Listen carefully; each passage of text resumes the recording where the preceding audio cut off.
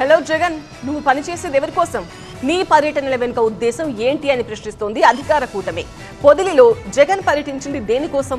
రైతులకు అండగా నిలబడ్డానికా, లేక రౌడీలను ఉసిగొల్పి శాంతి భద్రతలకు విఘాతం కలిగించడానికా అని ప్రభుత్వం ప్రశ్నిస్తోంది.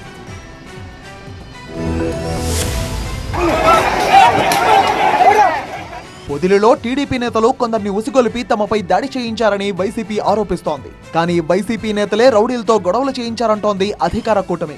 దీనికి సంబంధించిన వీడియోలు విడుదల చేసిన పార్థసారథి జగన్ చేపట్టిన రైతు ర్యాలీకి ఆ పార్టీ నేతల ప్రవర్తనకు సంబంధం లేకుండా పోయిందని మండిపడ్డారు.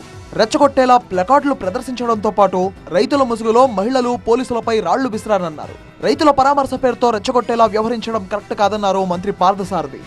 ఎవడైనా రాని తొక్కి పడేస్తామంటే ఇది రైతులను పరామర్శించడానికి చేసిన ర్యాలీయా, లేక విధ్వంసాలు సృష్టించి మీ పార్టీ నేర ప్రవృత్తిని ప్రదర్శించడానికి చేసిన ర్యాలీయా? ఒకసారి ప్రజలు కూడా అర్థం చేసుకోవాలని చెప్పేసి మనం చేస్తాం.